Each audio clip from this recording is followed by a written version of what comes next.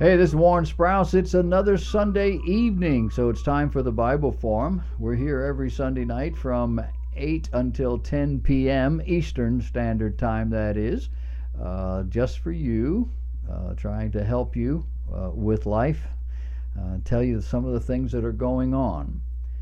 This is our January 15th show. It's the first video in the series, and so we're in a rundown of the kinds of things that have happened in the world this week that I think you probably should know about.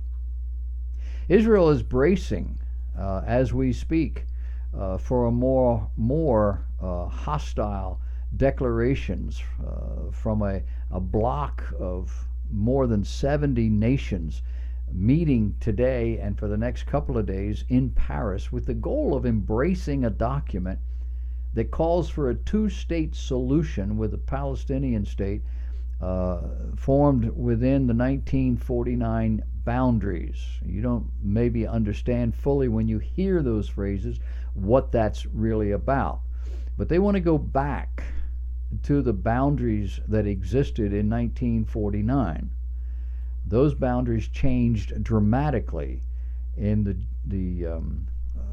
I don't know, which one was it? The June War in 60, is it 69? Something like that.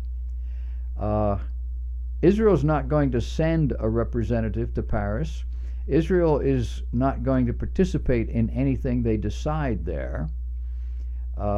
Israel's not going to be present when Pope Francis meets with the Palestinian Authority president, which happened yesterday. And it has led some to describe the Pope's activity as meddling, and that he is tantamount to having a wedding without the groom. And I think they're right. The weekend's developments are just in the latest of a 3-week nightmare for Israel that has coincided with the final month of Barack Obama's presidency. There is this Paris conference. There's the Fatah and Hamas meeting in Moscow for unity talks. That's happening today as well. Tomorrow, the EU Foreign Ministers Council and the foreign ministers of the so-called Quartet will meet. They do that every month. Tuesday, the Security Council convenes for its monthly open debate on the Israeli-Palestinian issue. That will be in New York. I didn't know they had a monthly open debate on that issue. That's interesting all by itself. On January 20th, the President-elect and Vice President-elect will take office. The so-called Quartet are made up of the United Nations, the United States, the European Union, and Russia. I guess these are the folks who have veto power. The group was established in Madrid in 2002. This was coming as a result of the Madrid Conference, which was in 91, that came about as a result of the escalating conflict in the Middle East. So we'll have to wait and see in the next few days how all this is going to shake out. What are the ramifications? But you can bet money that this is our liberal Democrat leadership here in this country that's pushing this from behind to try to make an issue before this particular president is no longer in office and they lose power. I've been interested in how much difference one election can make. Have you been watching any of this? Two men positioned themselves outside a state building where a line of people were waiting to get in. They were reading aloud portions from the Bible, and people complained, called the police, and they were arrested for engaging in an illegal demonstration or gathering. So far, that's pretty much boilerplate. That's what happens these days if you have a Bible in your hand and you care. But then it started to change. A three-judge panel of the Ninth Circuit Court of Appeal, an admittedly more liberal circuit court than most, dismissed all charges. They did that declaring that, quote, an innocent man exercising his religious liberty and free speech was criminally prosecuted based on erroneous claims put forth by a false and deceitful police report, end of quote. Now that pretty much sums up everything you've heard of for the last 10 or 15 years. The officer reported that the man, his name was Mackey, was, quote, yelling at the police or the people waiting in line, end of quote, and that there was, quote, obvious verbal confrontation between the group of men and the people standing in that line, and that, quote, confrontation was healed and nearing a physical, was heated. I can't read what I wrote. The confrontation was heated and was nearing a physical state, end of quote. But the video contradicted the claims. The lawyer for the defendant said, "It appears to me that the arrest and prosecution of my client was politically motivated because they did not agree with my client's speech. But that is exactly why our founders created the First Amendment, to protect even disagreeable speech." Isn't that interesting? Today's decision renews my hope in the justice system, the attorney explained, because the appeals court panel found, quote, no reasonable officer would arrest an individual without ensuring that individual did not have a permit, end of quote, for his actions. Secondly, it was objectively unreasonable for Meyer to think Mackey was obstructing, Meyer being the complainant, Mackey being the guy talking, or intimidating individuals based on the information relayed by the dispatcher in combination with what the witnesses saw when they arrived on the scene. So we thus conclude that Meyer is not entitled to qualified immunity. Legal jargon gobbledygook. Two guys stood outside a building where people were standing in line. They read portions of scripture. Some people didn't like it. They called the police. They ramped up the situation. The dispatcher says, you better get over there. They're going to have a riot. Got there, found that this was going on, no riot, but they arrested the guys who were reading the Bible, and the court threw it out. So what difference does a day make? In the last month or less, since this election, we have seen more of this sort of thing than we ever saw before. People seem to be getting their sense back. People who would have stood up and did, saying some of the dumbest things you ever heard of, are either being silent or they're being marginalized as silly. The silly left is out there making noises, but some of the people they were supposedly defending are standing up and saying, wait a minute, we don't see anything wrong here. We actually think that Donald Trump is doing a good thing. I heard it just on the news today coming to the studio. It was a black man saying, I didn't vote for the man and I've never felt, but he's bringing jobs back. The Democrats have had 8 years. They didn't do anything like this. And then there's all of these legal things that are popping up that would have gone the other way just 6 weeks ago. It's a very interesting thing. Sad that we are such sheep, but it's good that some of this stuff is happening. The so-called intelligentsia in America favor a humanist secular over a Judeo-Christian mindset. They think that the humanist secular mindset empowers human beings rather than stifling them. Consider when this was tried, when there was a society in the world that went completely humanistic, completely secular. Do you remember when and where and who? Well, it was in France. We call it the French Revolution. In 1789, the French Revolution started with the motto, liberty, equality, fraternity. Robespierre, who led France's Committee of Public Safety, gave a speech to the National Convention on February 5, 1794. His title for this was Terror Justified. He said, quote, lead the people by means of reason and by terror. Terror is nothing else than swift, severe, indomitable justice. It flows then from virtue. See? What was the result?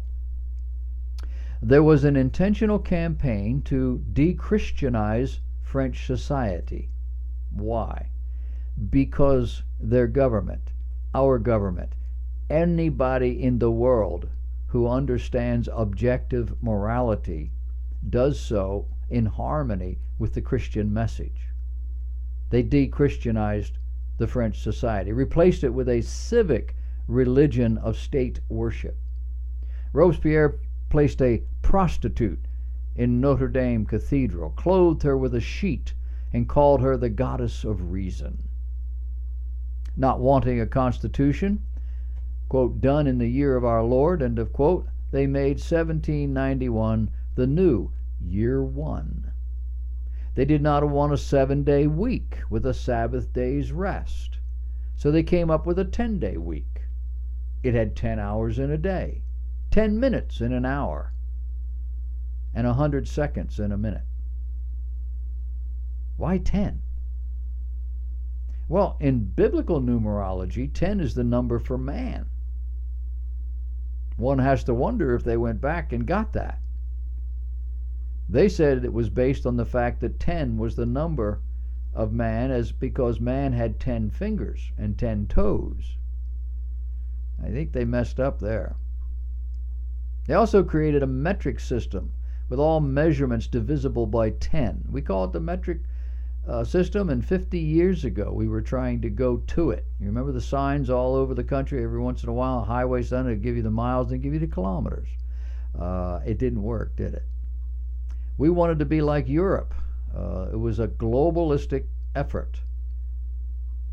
But if my memory serves me correctly, I remember reading, and this was back in the 60s, 70s, and so forth. We were trying to put rockets in space, men on the moon, and all that. It became known that you could never put a man on the moon if all you used was a metric system. It wasn't as good as they thought it was. And then we did away with it. We're not trying to do that anymore. In France, the first to be beheaded was King Louis XVI, followed by Marie Antoinette. But when the country's situation did not improve, Robespierre accused all the royalty, who were then promptly beheaded. Can you say guillotine? That was a doctor's name, invented as the most humane and efficient way to dispatch human beings. When the situation still did not improve, the next to be beheaded were the wealthy, followed by business owners, farmers, and those who hoarded food.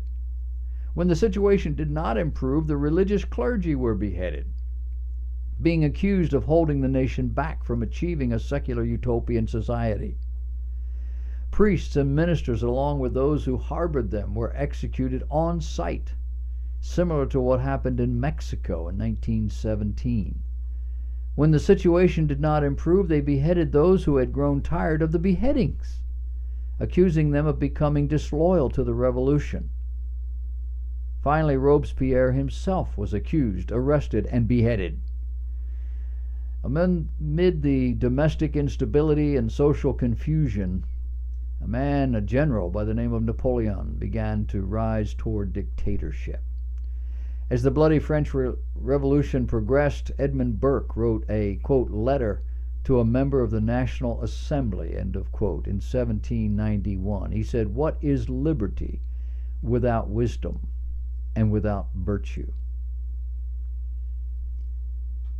It is the greatest of all possible evils, for it is folly vice, and madness without restraint. Men are qualified for civil liberty in exact proportion to their disposition to put moral chains upon their own appetites, in proportion as they are disposed to listen to the counsels of the wise and good in preference to the flattery of the knaves. He continued by saying society cannot exist unless a controlling power upon will and appetite be placed somewhere. And the less of it there is within, the more there must be without. You see our society? We have people in our society whose effort is to have the least amount of moral appetite or standards.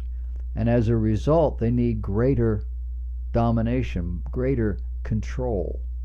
Huh? It is ordained, he said, in the eternal constitution of things that men of intemperate minds cannot be free. Their passions forge their fetters.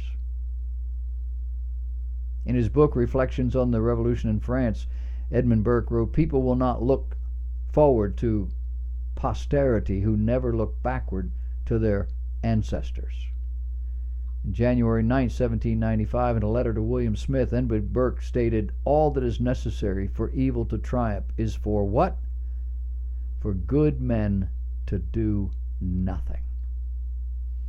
You need to check out the website, AmericanMinute.com. Bill Federer. He has a lot of this stuff. It's fascinating. We're hearing a lot now about lesbianism, about marriages and people of the same gender and all sorts of crazy things like that. Now in America's nation's capital, we have a pair of lesbian pastors. I would suggest to you it's a contradiction in terms, but what am I? Who am I? But they've just called two lesbians to co-pastor their little flock. Calvary Baptist Church in Washington, D.C. presented Maria Swearingen and Sally Sarat to its congregation during morning worship on Sunday, February 26. No, this past Sunday, their official duties commence February 26. And they said, "We look forward for the best people in the world," and that's who they were. They found these two women, and they were looking for the best people in the world to pastor their church. We're excited. They said, "As we met and talked with Sally and Maria about their vision of pastoral leadership at Calvary, we were struck by their deep faith and commitment to Christ, no, to being part of a gospel community. We were impressed by how their gifts, talents, experience matched our ministry priorities. We were thrilled about their upcoming pastorate and the versatility the co-pastor model will provide our congregation." These ladies told the church members, "We have found it so easy to fall in love with Calvary and its long-standing commitment to be a voice of justice and compassion for those who perpetually find the wholeness of their humanity disregarded and maligned." You hear any theology in here anywhere? Any Bible? Anything about church and Christianity and the gospel or anything? Nothing.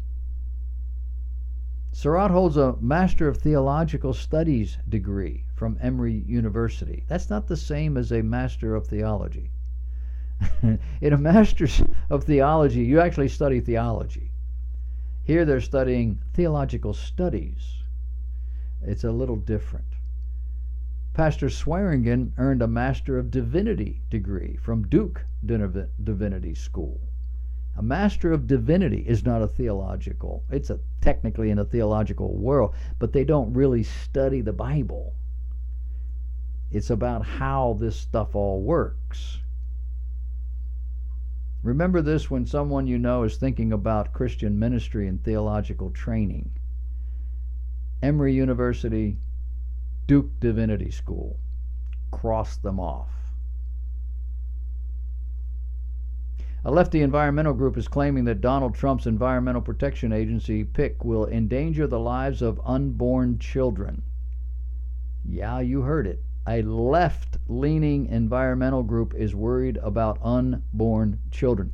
The Environmental Defense Fund has shelled out more than $100 $100,000 on an ad attacking Oklahoma Attorney General Scott Pruitt on TV stations in Washington, D.C., and 6 other states in an effort to stop the Senate from confirming him as the new EPA administrator. It's about climate control.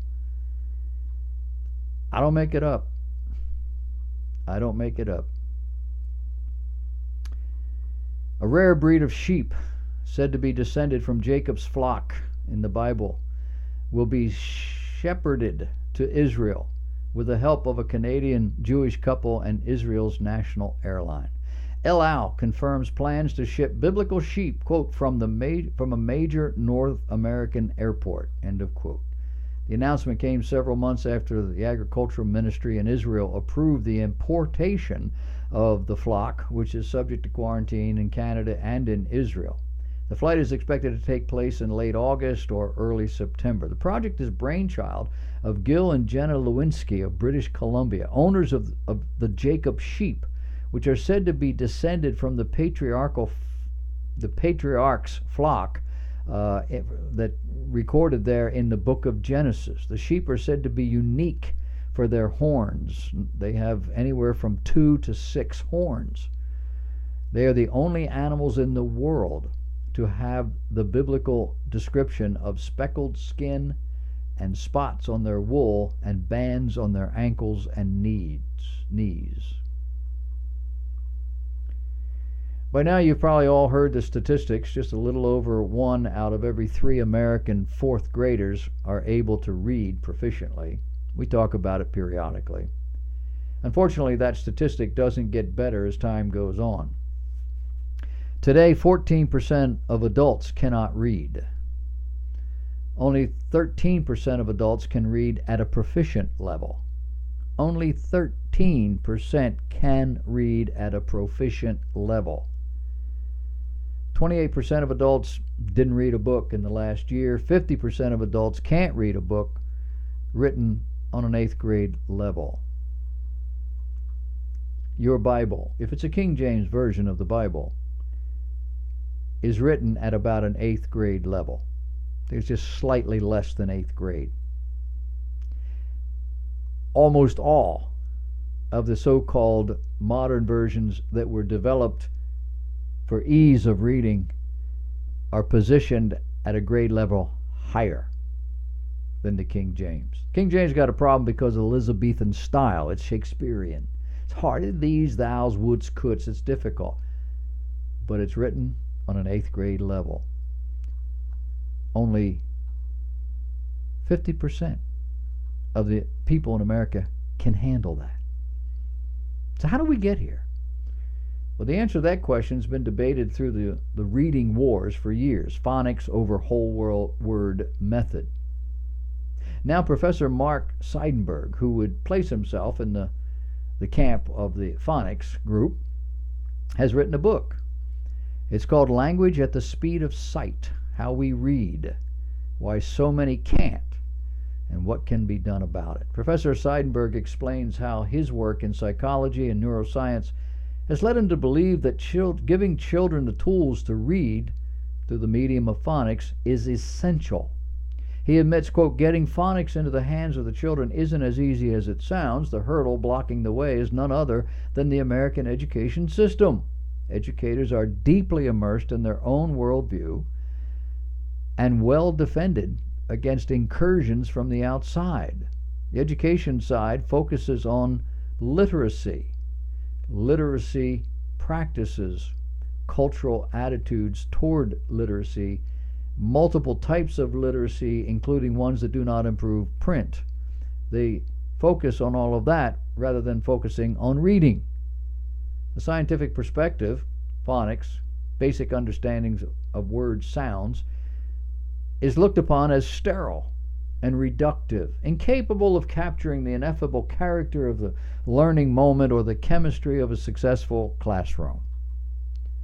And those of us who can actually read those words look at them and say, what?